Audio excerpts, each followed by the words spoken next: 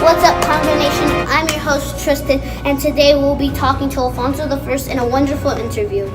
Next, we'll have our personal African expert, John, talking about the innovations of Congo.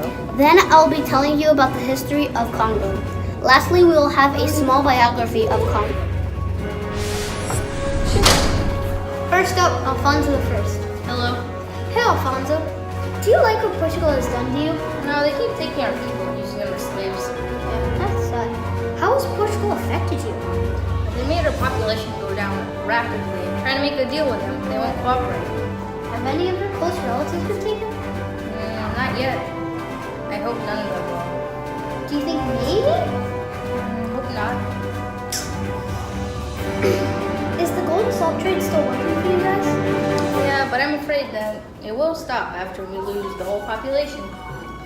Are you still making your towers of stone? Yes, but it is becoming harder to do because we have limited supplies right now. Thank you, Alfonso I, for helping us learn today. No problem. Now we'll talk about the innovations of Congo. In Congo, they use seashells as currency. They are collected by women on the island of Luanda.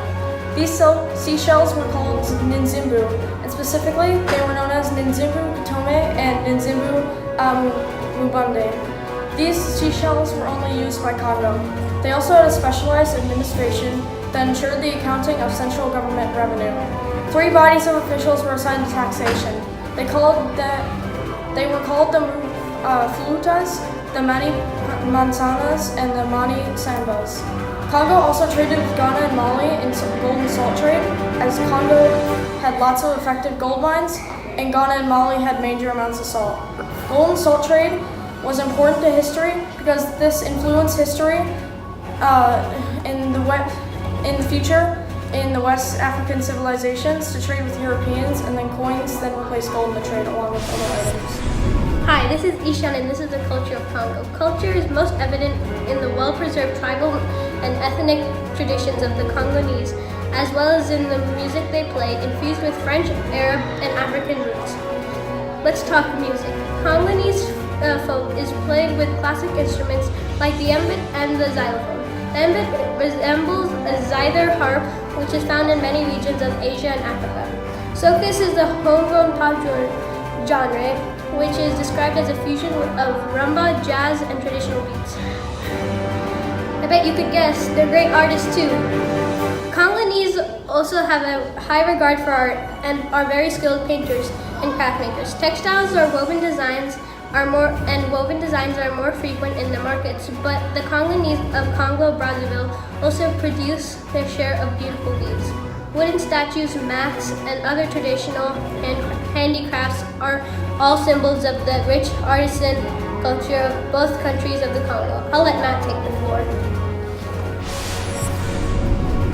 At this time, I'll be talking a little bit about Alfonso I.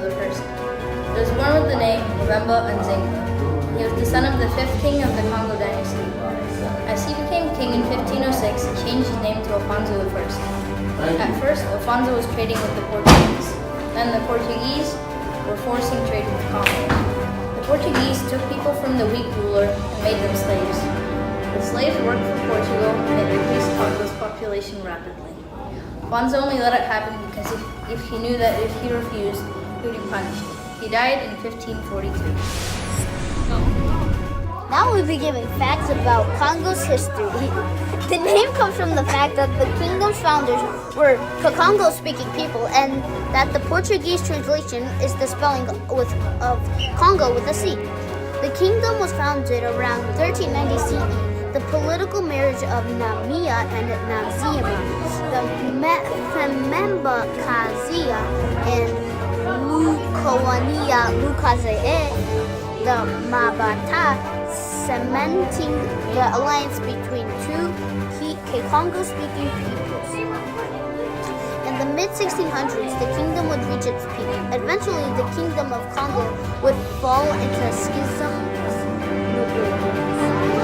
The feudal royal functions and slave trade in Portugal, inviting its eventually decline.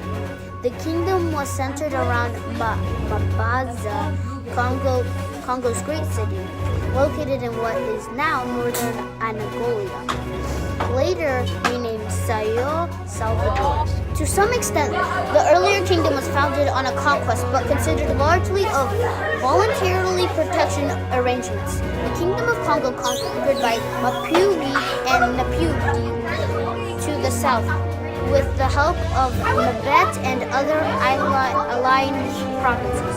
Governors who received their orders from the king would often govern these provinces.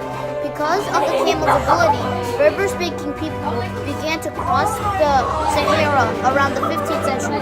Annual trade caravans followed routes later described as Arabic authors with minute attention to detail from the 80th century onwards.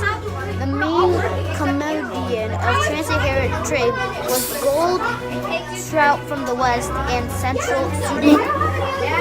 Trans-Saharan trade linked with Mediterranean economies from the 7th to the 11th century, which demanded gold and could supply salt to the sub-Saharan economies, where gold was plentiful, while local salt supply in Sub-Africa was significant. Sahara salt consumed was promoted for commercial purposes.